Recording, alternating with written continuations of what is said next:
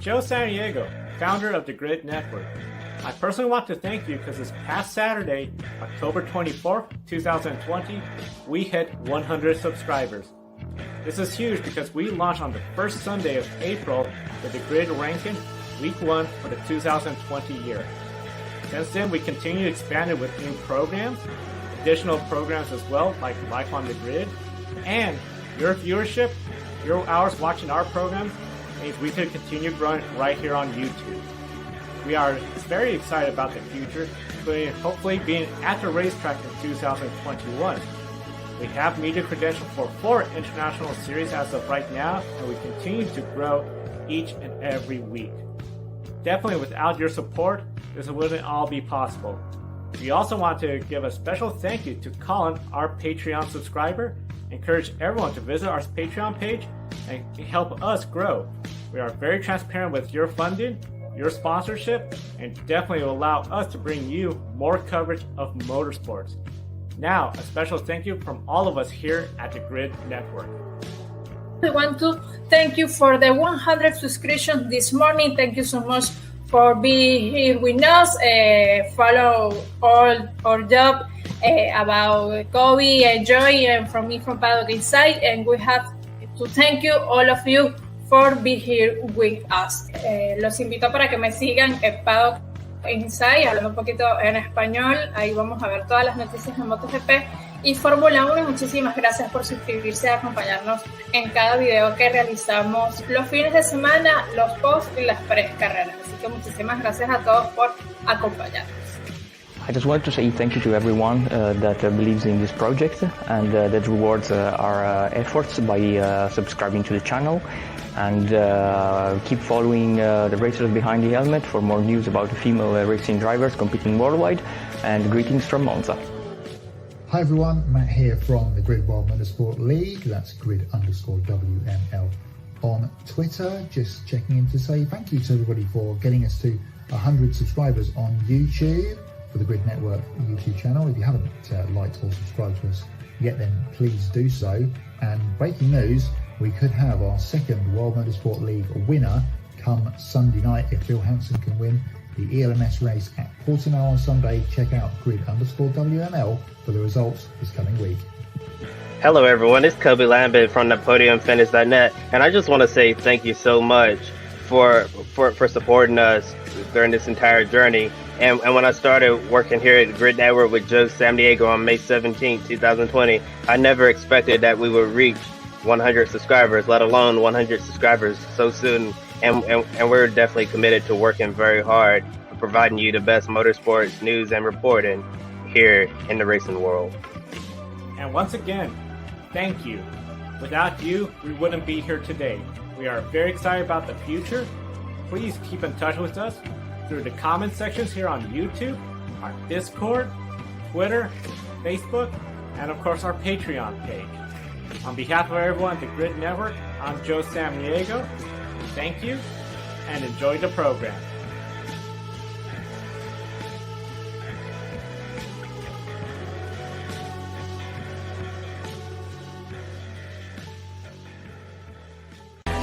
Today on Grid Live 3 race. Formula 1 returns back to Imola. It's been a long time since the F1 circuit returned to Imola. We'll preview the race. And NASCAR is at Martinsville, the final race before the championship. Who's looking in, who's looking out, right here, Grid Live.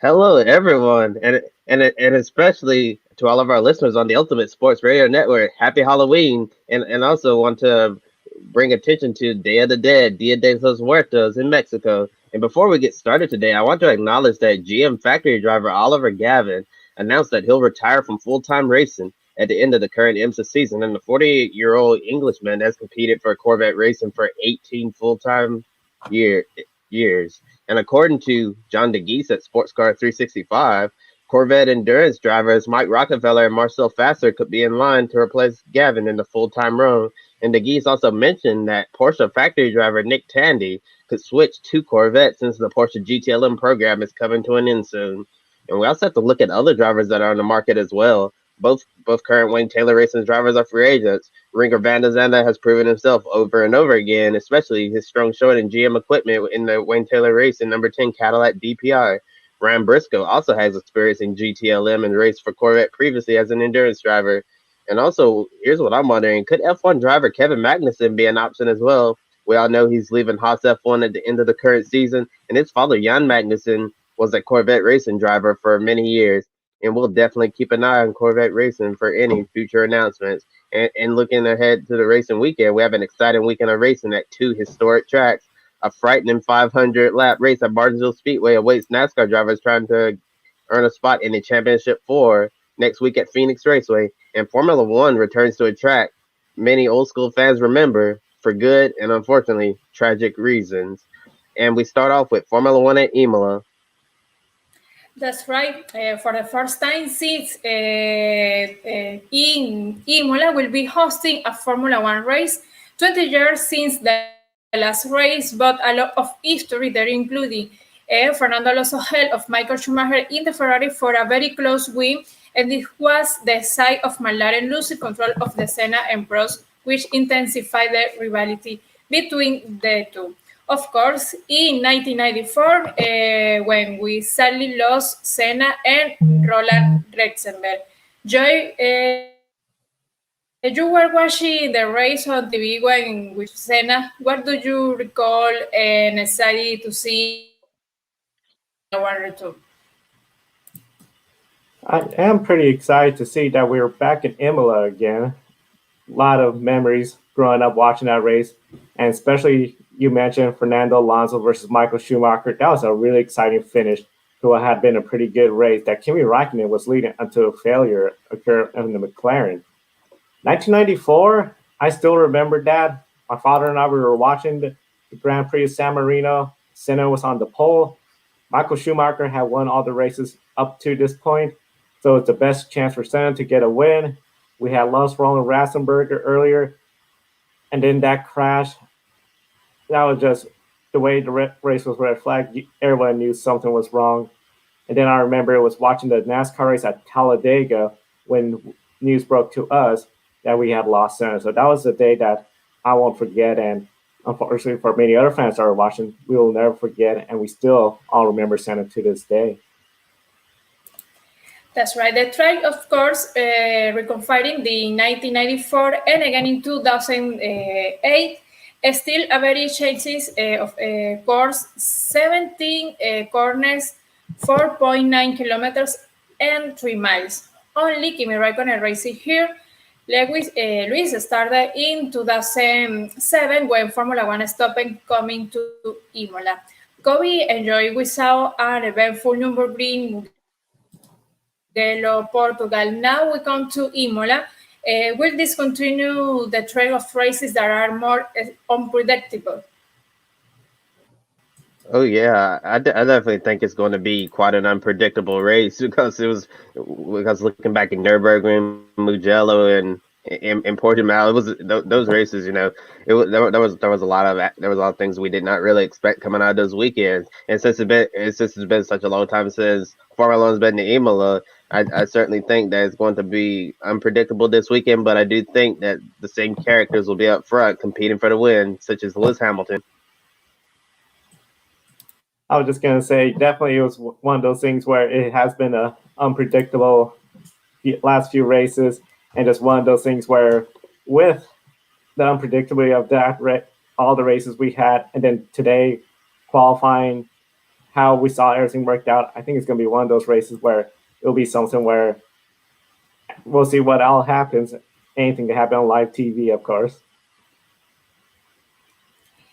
That's right. This is the unique opportunity for Formula One to race the current cars at the historic track. Of course, during the pandemic, Imola was added back on the calendar. And Formula One using 2-day format, so an early start, 9 in the morning, cars were on the track. Kobe, why was Formula One deciding on only doing a 2-day weekend instead of the 3?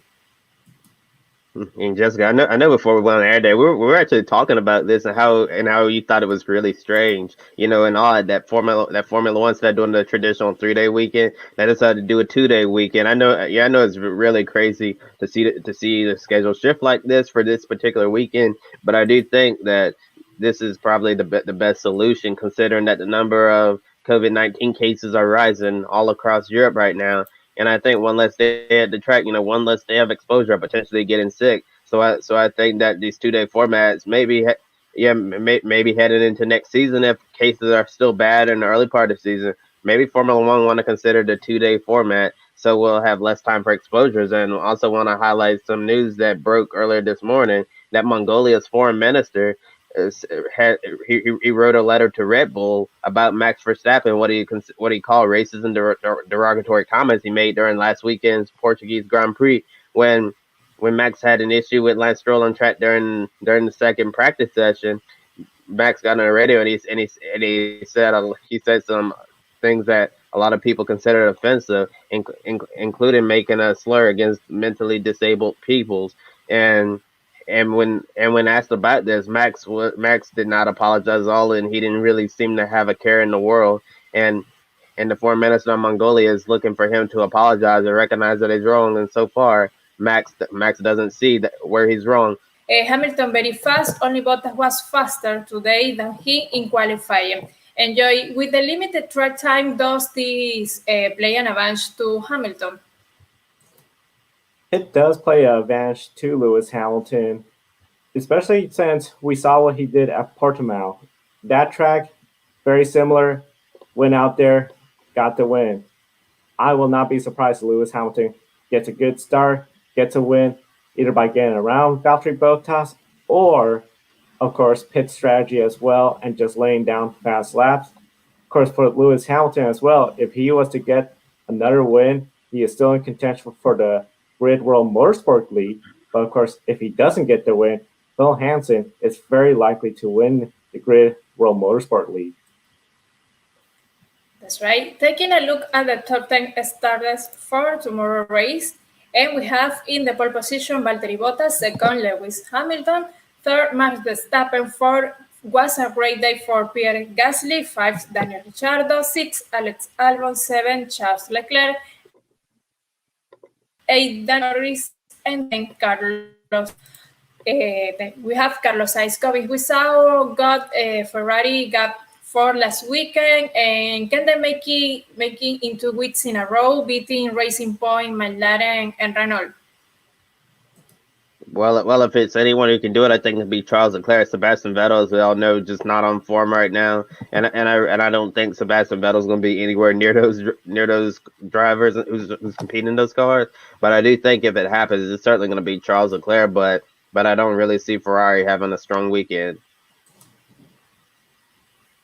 That's right. This week we did hear news about Williams and Alfa Romeo keeping their drivers, and we will get more into silly season later on in the show today. Join Kobe for drivers like Sergio Perez, Daniel Kvyat. With no confirmed plans for the next year, how big of an opportunity is to try and grab a podium tomorrow, and can they get the podium? It'll be really hard, especially for Kvyat, to get a podium.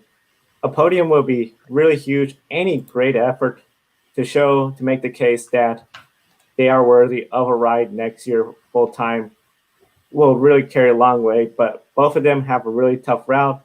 I know Kvyat starting 8th. The AlphaTauri, they are fast, but I don't see them going into the podium unless we have a crazy race like Monza. And then, of course, Sergio Perez didn't make it into Q3 today, starting 11th, has a long ways back. We've seen him gain a lot of track position last week, but definitely if they can put on a good performance, make their case, that will really help them. Yeah, I think a podium would really help out Sergio Perez a lot because, as we know, Sergio Perez, it seems like he's going to be a finalist for that second seat at Red Bull alongside Max Verstappen.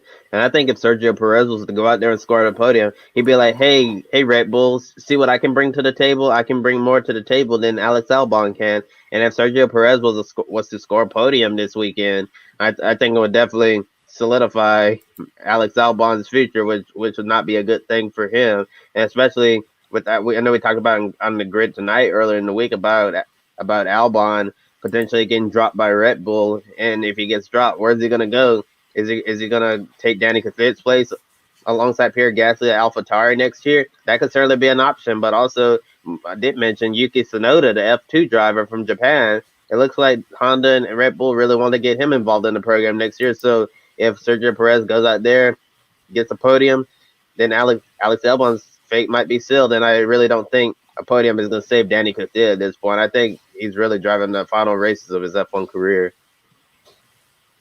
That's right, Formula One Sunday, 7 a.m. Eastern, 4 a.m. Pacific. Don't forget to switch your clock back 1 hour if you live in most of the USA.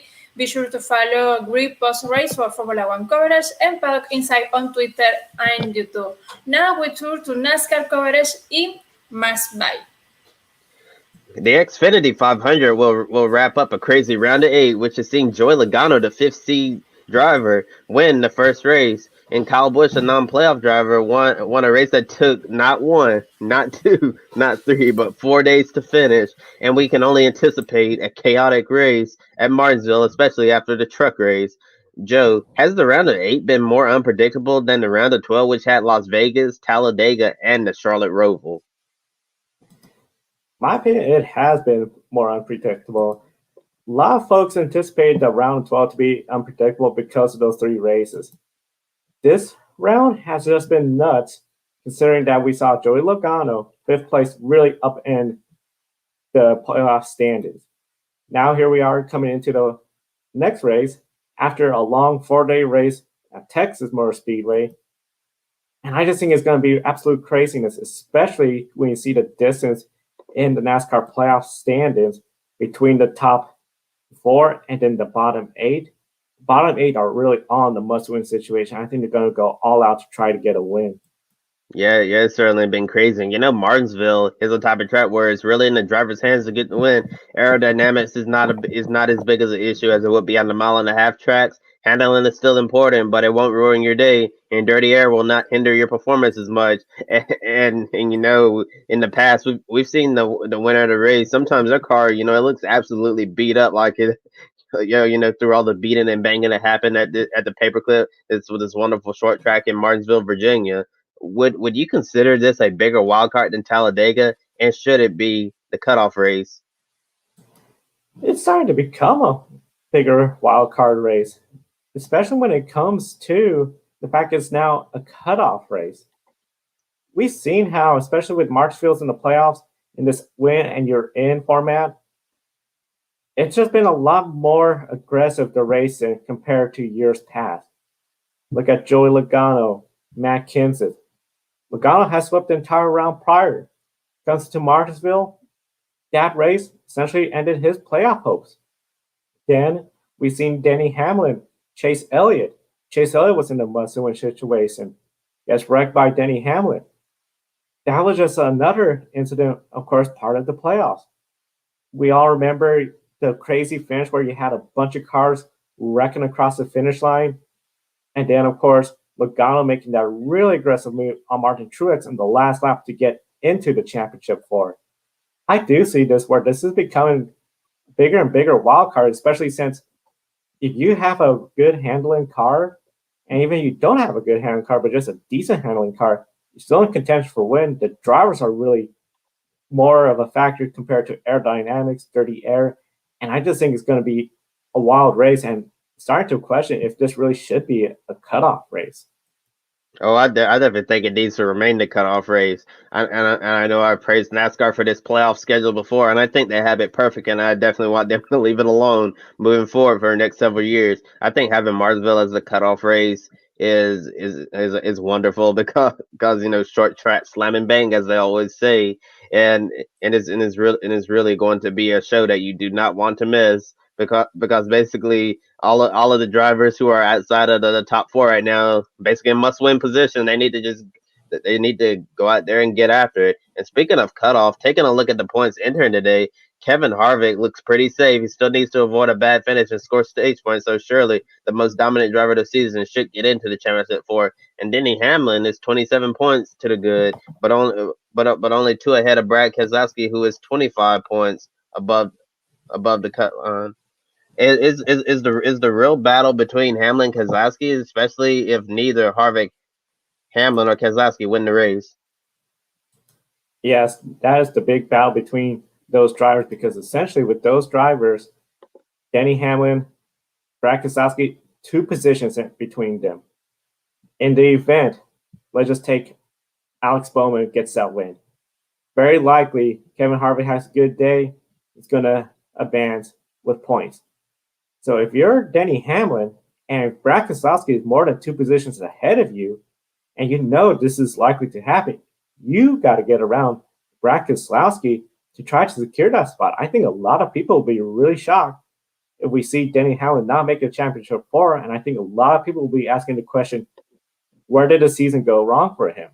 So definitely the battle between Denny Hamlin and Brad Keselowski is one to watch throughout Sunday. Yeah, definitely. And 25 points below the cut line is Alex Bowman. He'll need Brad Keselowski to have a bad race, and the same for Denny Hamlin. It's really a must-win situation. Can Bowman get a win at Martinsville, a track where so many Hendrick Motorsports drivers have won? I know Jimmy Johnson and Jeff Gordon seem like they've owned that track for so many years.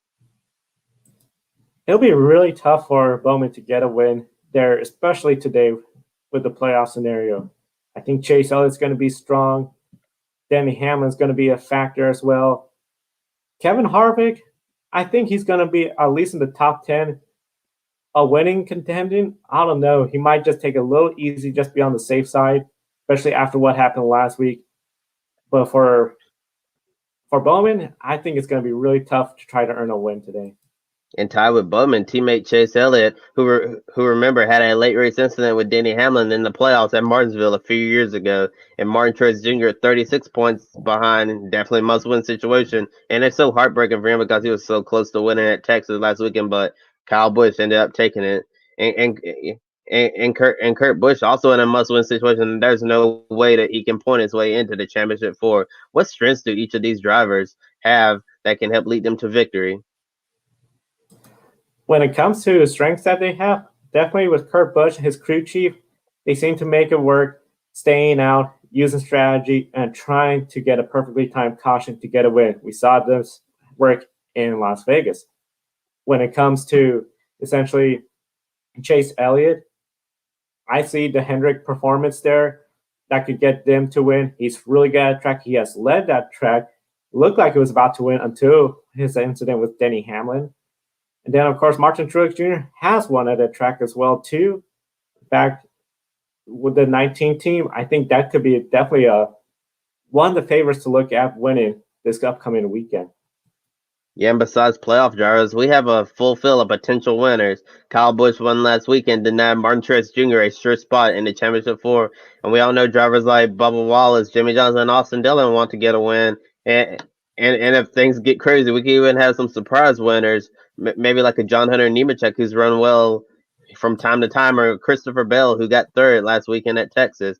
How hard do non-playoff drivers race, especially if they're second and a playoff driver is leading in the closing laps?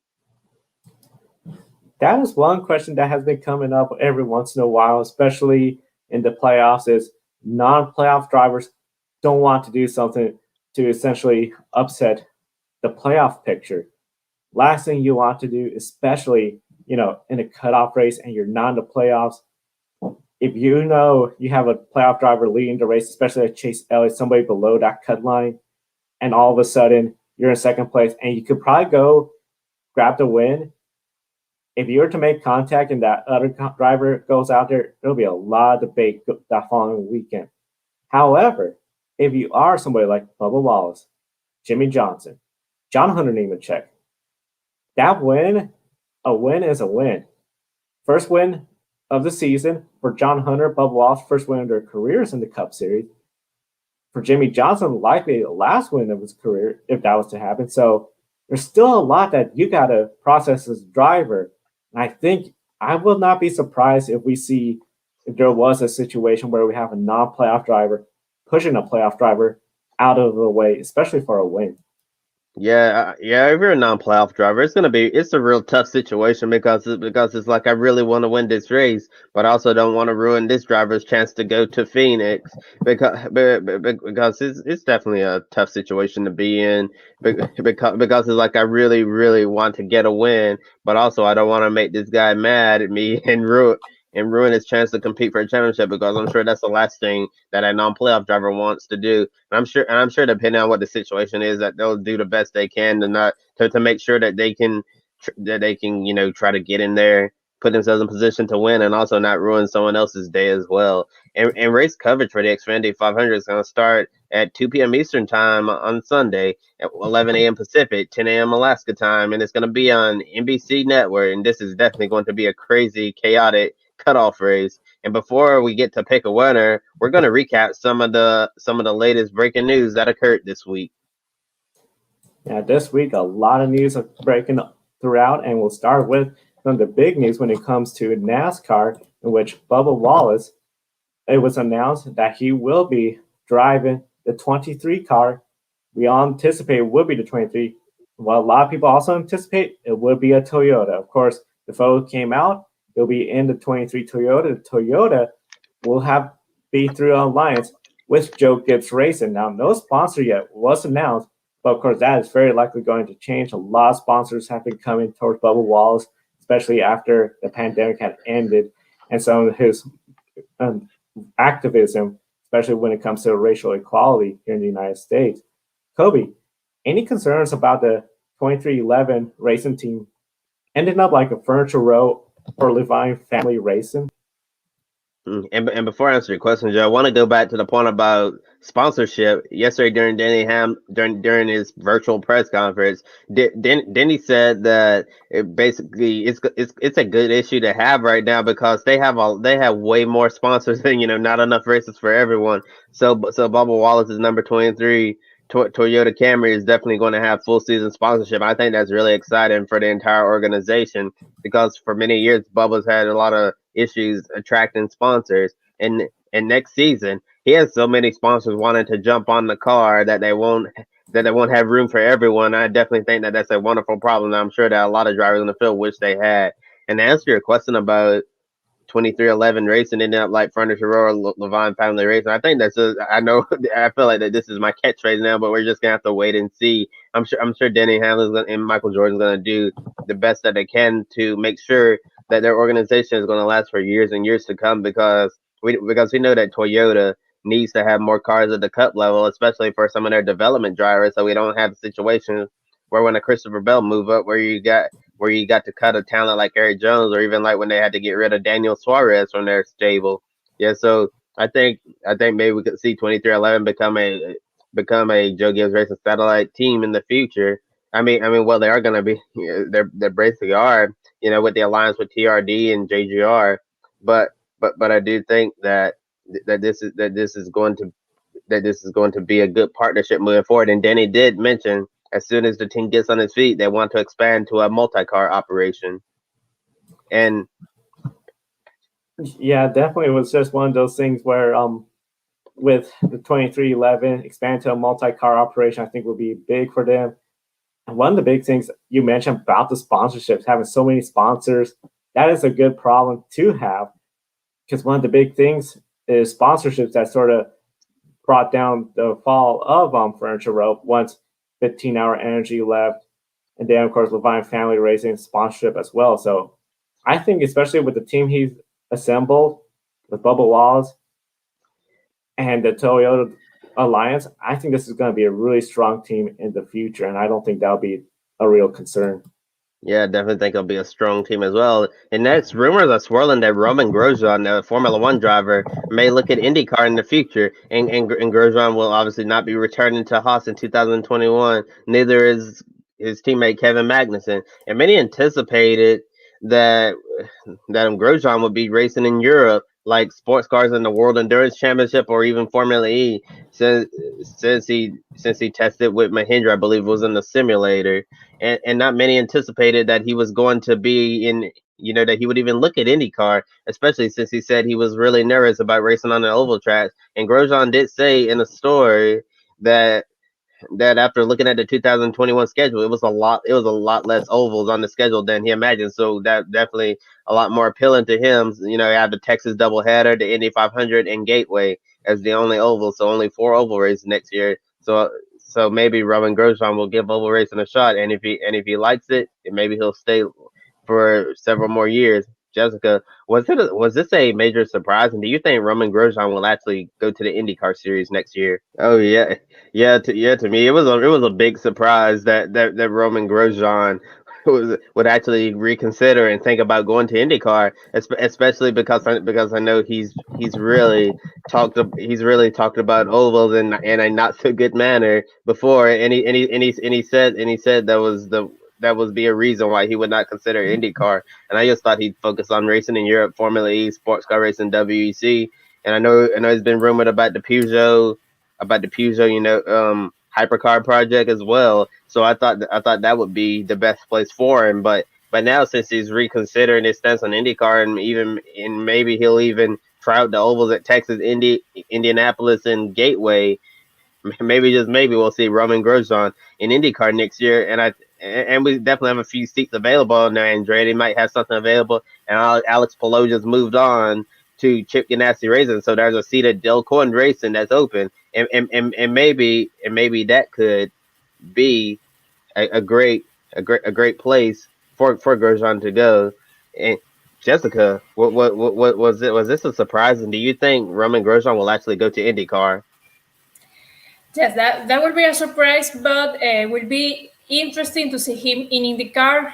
He didn't have a very good luck in his last years in Formula One. We has, and this can be a good category for a French driver. I think Romain Grosjean have a lot of things to think before to take a decision for his future. And now we have Alfa Romeo and Williams will keep both drivers in 2021. And Friday, both Alfa Romeo and Williams announced they will keep their drivers. Many speculated Kimi to get a new terminal in 2021. And rumors of George Russell losing his ride come up last week. Now, only has a Red Bull are the bigger mystery for who will be their seat. Kobe and Joe, guys, who is likely to go to Haas and surprised by Alfa Romeo and Williams announcement? Well, I'm very surprised by the announcement from Alfa Romeo and Williams. I expected Kimi Räikkönen to return to Alfa Romeo, but I really thought that Antonio Giovinazzi was going to be a goner from that lineup. So when they announced that both of them were returning, it really shocked me and caught me by surprise. And we know the rumors about Sergio Perez potentially going to Williams replacing George Russell. It seemed like that might have just been rumors. And Russell and Nicholas Latifi going to be returning next season. And the drivers who are likely to go to Haas, it's been rumored that it might be current F2 championship leader Mick Schumacher, and then the other seat will be Nikita Mazepin, who's also a Formula 2 driver. So those are the two most likely drivers that are going to be at Haas next year. So 2 rookie drivers and 2 current F2 drivers. It's going to be really crazy. No experience at Haas next year if that's the case. Yeah, definitely. I think that is the case. Especially, I was surprised with the news from Alfa Romeo that they were keeping both drivers. I think that was a big shock. It definitely really just limits Red Bull. That's really the big one. And then, of course, Haas, with the 2 drivers coming up, especially Mick Schumacher. That really seems to be the case that's going to be occurring. So. And I think the Alfa Romeo and Williams play is keeping their drivers, but personally I thought that Giovinazzi will go to another team. I think he is not the driver for a team like Alfa Romeo, but both teams and needs the drivers, and they keep safe with this guy Kimi and Giovinazzi. Yeah, it's going to be really interesting to see what's going to happen. Of course, when it comes to more news in Formula E, some big news, of course. BMW and Andretti announced that their Formula E lineup for next year. Of course, Max Gunther is returning to the team. And new driver, Jake Dennis. Dennis has been doing some testing for the Red Bull Formula One team. been doing some GT racing with Aston Martin and drove an Aston Martin in DTM last year. Now he'll be BMW in Formula E. Kobe, are you surprised by Dennis going to BMW and Ready? We haven't heard his name really in the rumor mill at all.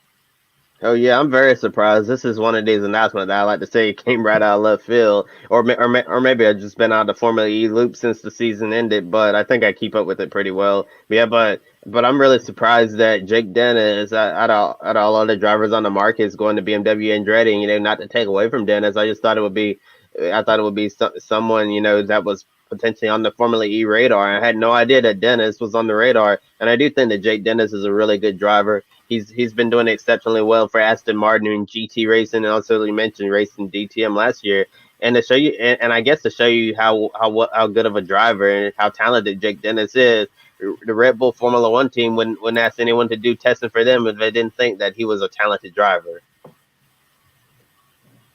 Yeah, definitely seems a lot of drivers, especially when it comes to talent, if they see a case where Formula E is a better option, because Formula One, the number of quality rides is so hard.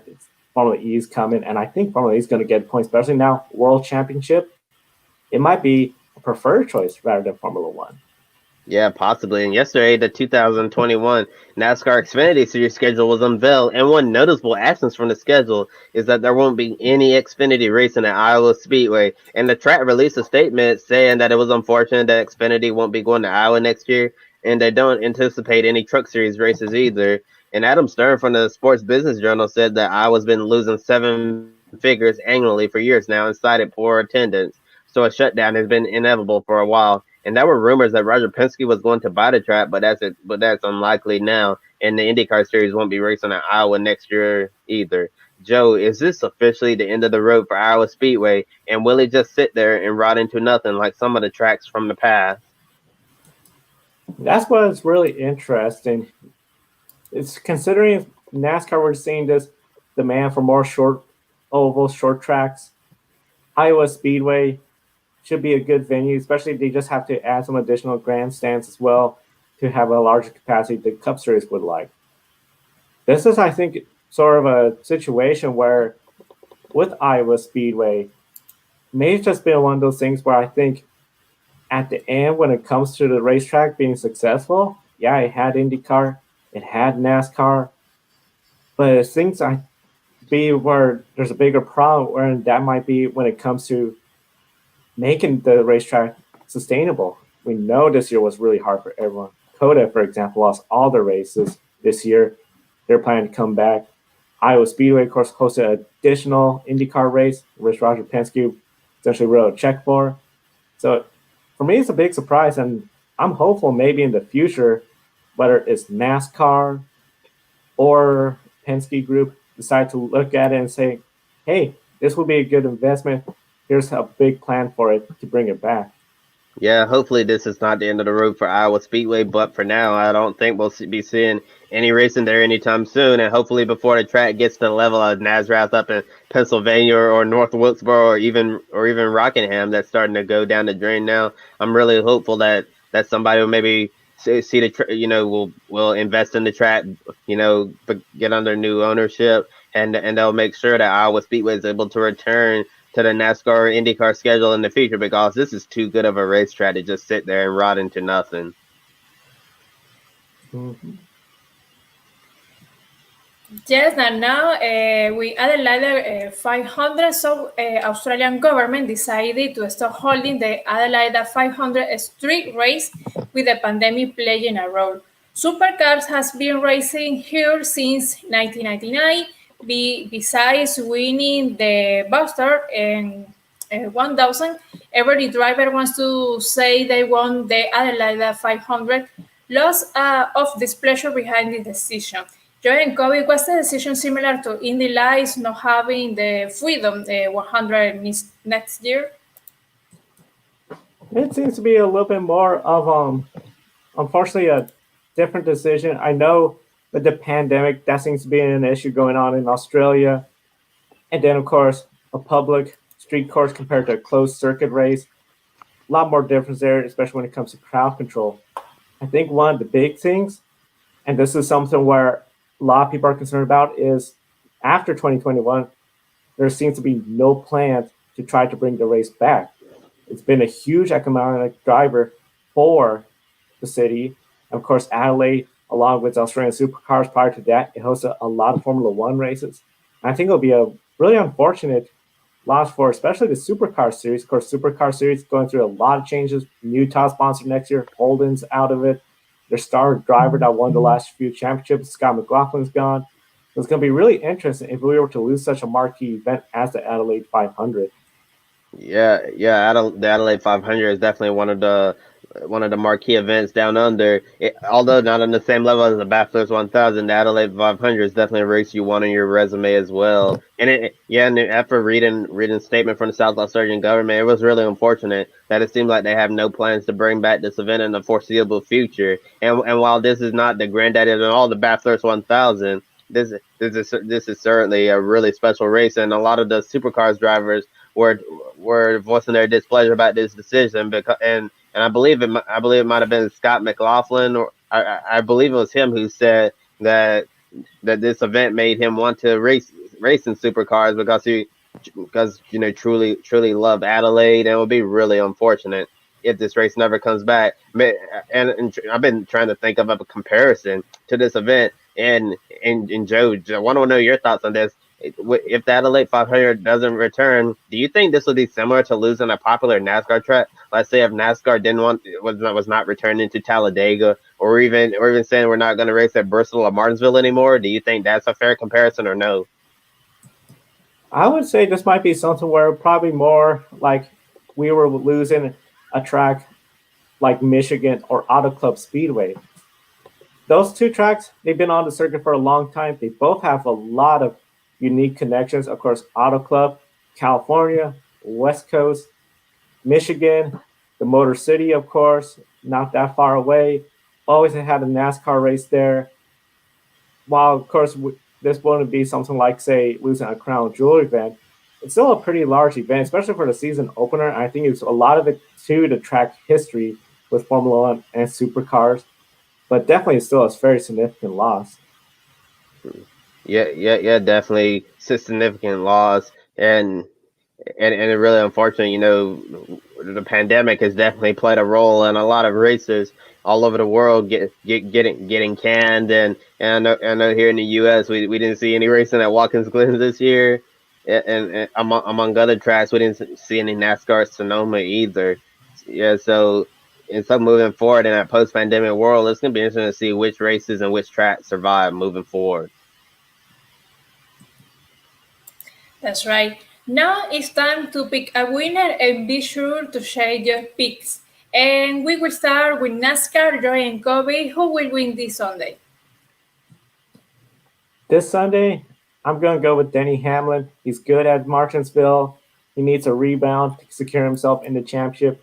And with a Denny Hamlin win, Kevin Harvick going to lock himself into the points. So it's really going to be a points battle for everyone else to get that final position. And for my pick a winner this week, this may shock a lot of people, but I think the driver at number 48, Jimmy Johnson, is going to get the final win of his NASCAR career at Martinsville Speedway. And when we went to Martinsville earlier in the year, Jimmy had a really solid run going, and I think I will see much of the same on Sunday. That's right. And now for Formula One, we have Imola to pick a winner this weekend. And again, I have to say, Lewis Hamilton, he is a driver for this track, like we saw the last weekend in Portugal, and I think the winner will be Lewis Hamilton.